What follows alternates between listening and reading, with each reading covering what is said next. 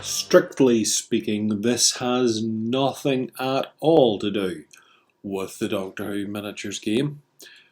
But, every so often we get away with a tenuous link under the guise of research. Of course, being an avid Doctor Who fan, that research can go in a number of different directions. And this little gem was one that couldn't afford to have been passed up on, frankly. It is one of the Doctor Who Fourth Doctor time capsules.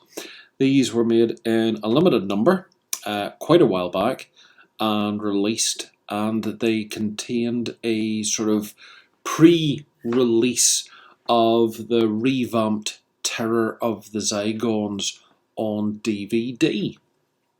Unfortunately, at the time, such things were impossible for myself until quite recently, and I became aware that this one was up for grabs, and it was gone for an absolute song, I can assure you. Truth be told, less than it would have cost to have bought at the time. Now and again, they pop up on eBay, and I do have a vague recollection. I think maybe last year, still actually seeing a couple of places listing them for sale as new. This one is not new. This has been in the hands of a collector, but it is complete, and it's new to me, so I'm happy enough at that rate of going. There is a little bit of damage on the box, one piece of damage, but not an awful lot. But the fact that the little sort of card wrap and all is still here was a sort of a nice touch too. It's a fairly hefty and fairly big box, and it's got lots of nice things inside it. So let's have a little look and show you what you would get. Some of you maybe already have this, which is very nice for you. So it's a magnetised box, little magnetic flap at the front here, and she opens up, and inside, first of all, we are greeted with a rather nice colour photograph of Tom Baker as the Doctor. Nice sky in the background there, and rather splendid. Nice pick of the costume as well. That answers for me a question straight away. Fun enough, I've been looking to complete a Fourth Doctor costume, and the version I'm going for has these Donegal tweed trousers, but I hadn't been able to get quite a good image of the final. And I'm quite pleased to find that pretty much has what I wanted to see, just what the pattern was on the trousers. That's nice. There is a reproduced letter from Tom introducing the set, basically, which is very, very nice. 1st of April 2013. My dear fan, you're now in possession of a treasure chest. How do I know that? Because this letter is inside the chest, and it is just for you. So far this spring I have been to 3 gatherings of devoted fans. After all these years I remain deeply grateful for you, for your devotion and encouragement. So I must instantly say thank you from my heart. I'm not going to read any more of that, because you have to get the box to get it. There we go. That's very nice. It chats about the bits and pieces that are in it and what's there. So that's lovely. And here we go. Start of the box. So one of the main rationales for myself wanting this was the Fourth Doctor's sonic screwdriver, and there it is. Now, fun enough, in Robot we actually see that this piece, which he used as the sonic lance, he took out of his pocket and popped onto the end of the screwdriver. So it was actually, this is what he was using, which was fairly similar to the one that was first produced by the Second Doctor, and actually when you take that away is very, very similar to the sonic screwdriver that the War Doctor ends up using as well. He popped this piece out of his pocket, put it in, and used it to start to cut through the lock of the bunker in Robot. Useless fanboy piece of info for you. Let's see, does it work? It does. Two different little sounds there. He. That's nice. Lovely solid foam tray there too. Pop that in. So in here, this is still sealed up. Yep. This is an exclusive figure to the box, and it is Tom in the Regeneration costume from the Third Doctor from Turkey. That's cute. No sonic screwdriver, unfortunately. Got his little ring there on his finger. And the hand is designed to hold a sonic screwdriver. Try and get one for him. Oh, nice. Oh, the jacket's actually soft. Jacket's soft plastic, so he can bend his legs with it too. His wee face. So, in here should be 1, 2, 3 discs. Now, it's something I've been looking forward to. Sorry, the light's kind of quite intense on here. So they're written in some sort of Gallifreyan code, aren't they? Designed to thwart somebody unworthy of seeing what's inside, but with this special lens, the genesis of the Daleks appears. And that is the audio soundtrack from the genesis of the Daleks. What's this one? Do we know? Interview with the Time Lord. So that's an interview with Tom Baker. So this one must be The Terror of the Zygons. Isn't that something? And class.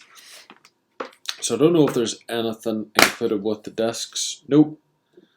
We've got a TARDIS interior for the sleeve. So I suppose if you wanted to, if you were going to put this out on the shelf, Dad, with your other DVDs, you could flip this cover round to be like that there. So what's it actually telling us here? Sorry, let's see what it says. For hundreds of years there have been stories about the monster that lives in the murky depths of Loch Ness. This classic 4-part adventure from 1975 is Doctor Who at its best. Terror of the Zygons kicked off Tom Baker's second series in the role as the 4th Doctor. The story brings the TARDIS back to Earth to fight a creature that everybody's heard of but nobody is able to prove actually exists, the Loch Ness Monster. Arriving in Scotland after a summons from the Brigadier, the Doctor and his companions Sarah Jane Smith and Harry Sullivan soon discover not only is the monster very much real, but some of the locals are behaving strangely. Featuring the shape-changing Zygons, who also appear in the story to celebrate the 50th anniversary, this classic story delights viewers old and new. Beautifully restored, this story is available here in DVD for the very first time.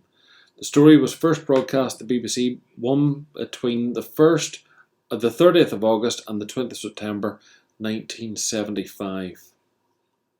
There we go.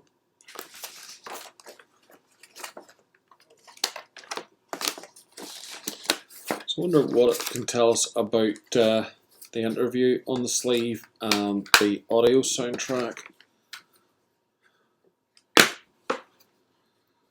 An exclusive interview with the actor Tom Baker, shot in early 2013. Looking back at his long and varied career as an actor, Tom talks openly about his time as the 4th Doctor, recalls stories from the set of Doctor Who, and reminisces about his on-screen companions, and talks about the loyal fans of the series. Cute. And the audio, or soundtrack CD. This atmospheric story from 1975 is considered to be one of the best Doctor Who stories of all time. Time Lords want the 4th Doctor to destroy the Daleks, the most evil creatures ever invented, so they send their unwilling agent along with his companions Sarah and Harry to the Dalek homeworld Skaro at the point of the Daleks' creation. Genesis of the Daleks was written by the man who created the Daleks, Terry Nation, and it also features the first appearance of the Dalek creator Davros. with a chilling performance by actor Michael Wisher as the out-of-control scientist. The story was originally released on LP in 1979, with Tom Baker providing linking narration. It works beautifully on audio, complete with a stunning musical score by Dudley Simpson. So it's the whole adventure. Okay, class. That's more than I expected. So what we've got here then. So this is a novel. The Tomb of Valdemar by Simon Missingham. Okay, so little novel story in an exclusive cover for the box, and never has been read.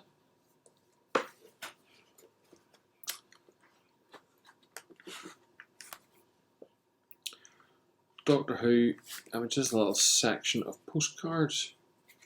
Now that is, I don't think this has ever been opened either. It's quite tight. Normally you can slide these little sleeves off, or if somebody set them out, they sort of slide on and off quite easily. Okay, well, there's no point having them if we're not going to look at them.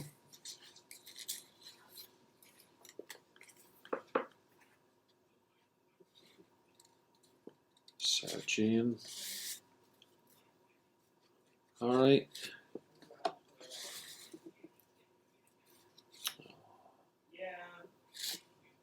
This is just a nice little set of cards. Look at that. Oh, that's nice. They remembered to do both versions of her.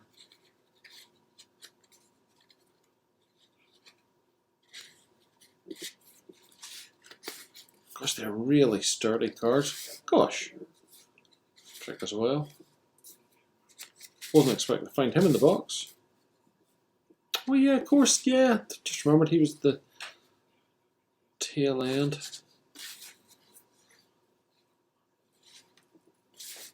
There we go. Oh, there's not one of the Doctor himself.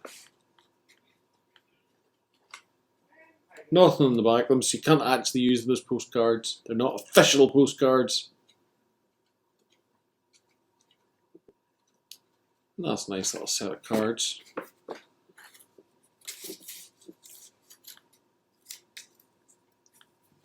Cute.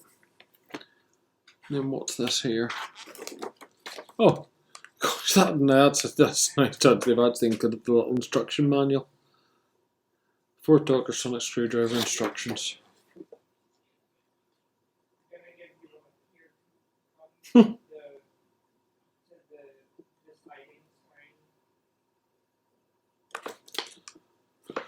There we go. That's it. That's everything. And it's plenty. I think I will read the novel though. It seems a bit silly to have one of these and not actually make use of it. I'm not going to post the cards to anyone. I'm keeping them. And we shall have to do our research now. Obviously, to justify this, the research shall have to be fully carried out, and all of this will have to be watched and listened to, because that will help us paint Doctor Who miniatures in the end. That's the argument that's being used here, okay? But there we go. For anyone who is a fan and hasn't seen that, hopefully that was a nice little distraction for you for a few minutes. And maybe it will have helped you decide if the 4th Doctor's time capsule is a little thing you'd like to try and track down for yourself as well. So yeah, this is number 996 of 5,000. They only made 5,000 of these. I thought they would have maybe, run might have been more than that, but that's not an awful lot really. And this is out of the first 1,000, near the end of the first 1,000. Been cute to have been like the 1,000th one or something. That would have been cool. But there we go, 996. Very nice indeed. Right, folks, there we go. Fourth Doctor's Time capsule. Hope you found that a little amusement there for a little minute or two. And tune in again. We'll get back to some toy soldiers now. Once I've digested all of this content. Thanks for watching, folks. Catch you later. Bye bye.